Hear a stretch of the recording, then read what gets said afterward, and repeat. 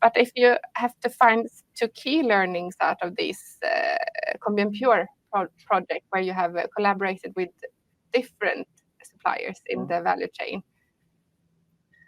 Yes, I mean, Swegon participated in this, and I was the project leader for Swegon in this project of Combient Pure, and the very appealing part of this is to learn from other stakeholders and have basically almost a private program where you can ask questions and you can learn from them and their experience, and we share basically the same challenge to transition to more circular economy, and that goes only by peer learning and collaboration.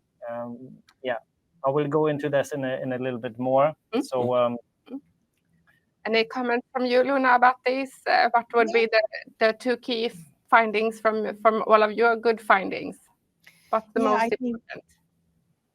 Quite the same what Mirko said, but I would still like address and or I would say the importance of truly being open to collaborate and actually share information with other stakeholders, because it's always emphasized that circular economy and circular loops can be reached alone, but we still see quite little collaboration focusing on circular business models. We have a lot of groups, I think, where we can discuss these topics, but when actually doing things like developing together, there are not that many groups working together on this. So that way I would emphasize like actually being open to collaborate and share even critical information in order to be able to develop these circular loops.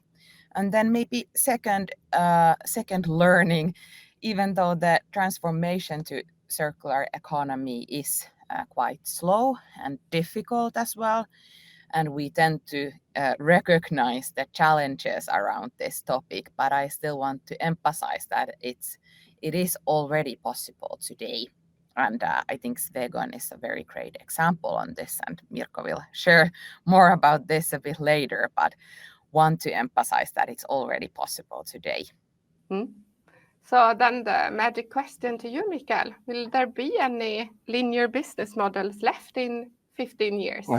Thank you for that question. Or how fast will this go? But that's an interesting question, and there are several answers probably on that. And the more idealistic would be to say no, but that will not happen.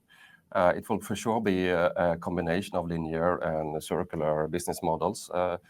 Now we see the circular business models just arise. They will probably be a huge part of what we are doing. But we still probably need to have a linear business model up and running as well, but maybe in a sustainable format. I mean, I talked already before about material choices. So we need to have a linear business model with less heavy climate impact. But it sure needs to be there. I see a future where we have a hybrid between